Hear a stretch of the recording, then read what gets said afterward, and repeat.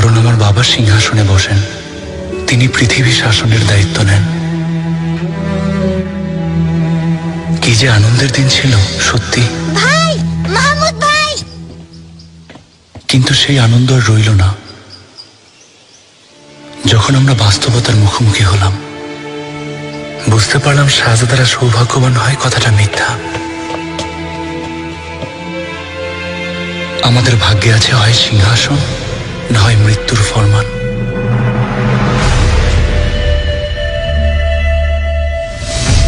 জানতে পারলাম একজন শাহজাদা যখন সিংহাসনে বসে, বিদ্রোহ ঠেকাতে তার প্রথম কাজ নিজের ভাইদের হত্যা করা। প্রচলিত আইন তাই বলে।